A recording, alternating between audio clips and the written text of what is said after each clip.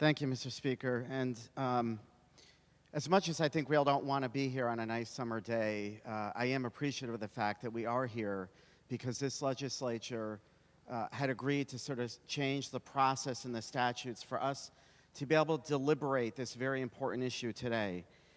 And while I'm certainly influenced by what my constituents have to tell me and give their input, I also need to reflect upon what this statute provides and the process that we go about declaring an emergency and giving this extraordinary power to the governor.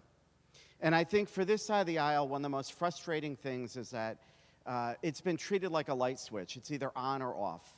And we would have liked some kind of a medium throughout this process, a dimmer switch. Because I don't believe that we are in a state of emergency such that the governor should have these extraordinary powers. And on a national basis, we've seen other states that have been able to maintain their federal funding without an emergency declaration because they've been able to go to the federal government and get waivers. And there's articles repeatedly, there was one, again, that came out questioning whether or not we need an emergency for some of the FEMA funds. And I really believe that those questions should have been answered before we take up this weighty vote.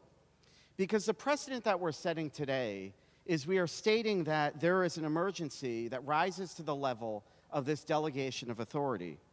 And the underlying statutes currently enumerates a serious disaster, an enemy attack, a sabotage, or other hostile action, or in the event of imminence of that thereof. And then it also speaks to a public health emergency. And I think today we are in a very different circumstance. We are not per se in a public health emergency. Are there public health issues that may need to be addressed? Absolutely.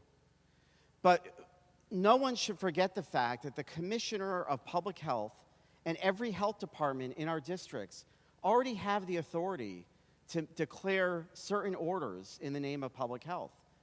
So whether it be mask wearing or other types of restrictions, that is not what we need here today. We don't need a yes vote in order to do those type of things.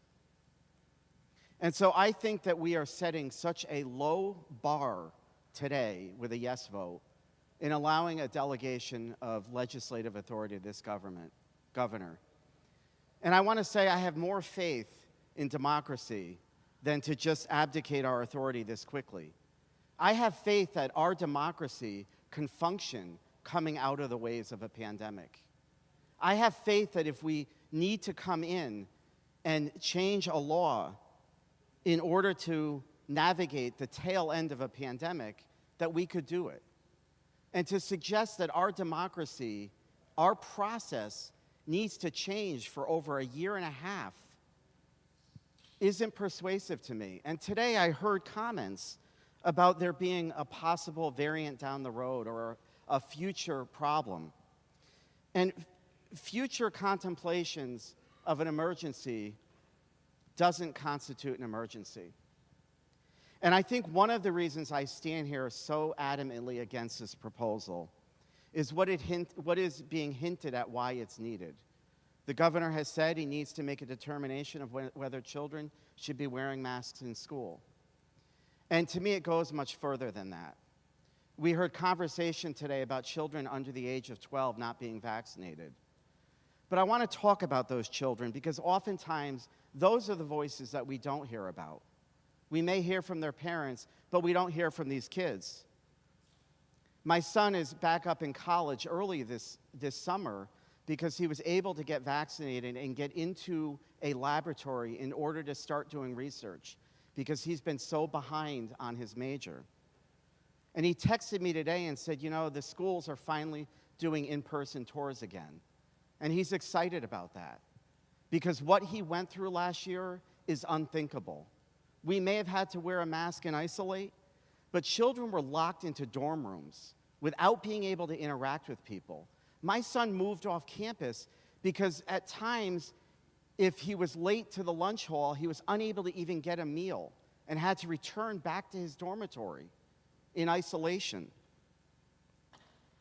There's an article that his school right now is struggling with the decisions they made and how it impacted those children. Why?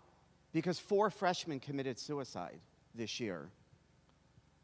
There was a quote, "It was isolation like I've never known isolation." And I find it ironic that we were here debating the solitary confinement bill, and yet with this vote today, we may be voting to put our children back into isolation, because that's the authority we're going to be giving this governor. And I say that because when this issue arose a year ago, and we saw, especially football, again, one of my children were impacted, but I watched thousands of children throughout the state of Connecticut pleading with government to allow them to play sports. And that fell on deaf ears. And when sports began in July, I think it was July 6th, and we operated all the way through into the fall, those children were denied access to sports because the governor was concerned about spread. And having a business in that field and watching the children interacting and speaking with the CIAC, there was no evidence of spread among athletics whatsoever. Despite that fact, sports was canceled for our children. And even now, most of the children that are playing sports are not vaccinated. But we don't see any spread among the children playing sports. But despite the statistics, despite the stats, sports were canceled for them. And what I found frustrating was on August 18th, I wrote a letter to the Commissioner of Public Health. And I asked for the decisions that went behind making that decision to cancel sports. And there was no answer to my letter. I wrote again on September 6th, almost a month later, asking. No answer. Because when we grant this type of authority to the executive branch, they don't have to answer us. We've heard in the press all the FOIs that have gone unanswered. It's the same here. There's no ability to challenge the executive branch once this authority is voted on. So to the extent I say that we're abdicating our authority, well, we may be, because we're going to be going back to the continued answer of, I'm sorry, it's out of my hands, it's out of my decision making. So I'm afraid of what decisions are going to be made that impact our children. Because I also point to the fact that, we are completely unmasked. The one area that we're still masked are in nursery schools, daycares. My wife works in one of those daycares, and she continues to have to put masks back on children. She's finding that developmentally, the programs, it's a little bit more of a challenge. These children are being delayed. They can't read lips, so when they're communicating, their speech development is impacted. When she's trying to teach them, they're fiddling with their masks, they're falling off, they're having to put them back on. And I think it was said before, if you give a child a lollipop, let them run around the house and see what it looks like 10 minutes from now. And it's usually disgusting. You have to wash it off about 16 times and give it back to that child. And yet, we have an order right now that's making the children put those masks back on their faces. They share them, they take them home. But what's disturbing in all of it, and I talk to the experts, I don't just talk to my wife, and it's universal, the daycare workers continue, well, I listen to her, but I don't only talk to her. Duly noted. But in speaking with all of these workers, they all sort of say the same thing. Yes, it's impacting us. And yet there's no evaluation that comes out of the executive branch because they're not challenged. That order has not changed from day one. And I think it would be prudent to change it if we're seeing developmental deficiencies occurring in these children. My son's college is going back to figure out what they did wrong. And my son was horrified when he went back to college. He was a resident advisor. And he said to me, Dad, as a freshman, I don't know how they're going to make it through. And sure enough, 4 of them didn't. They killed themselves because of the isolation. And so I just put that forward again and again because this isn't about the adults. We are almost back to normal, but for our students, our children, they're not even close to being back to normal. And I don't trust this administration to make the right decision. Because we've heard today and time and again, well, he's doing a great job. The polls are good. It's not about whether or not he's doing a good job. It's how are these individuals impacted by these decision making? And I don't think enough analysis has gone into protecting our children.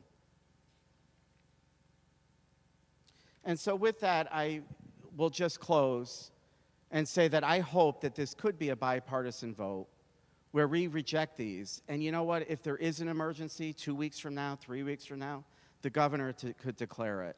But I don't think a broad sweep delegation of authority is necessary. Thank you, Mr. Speaker.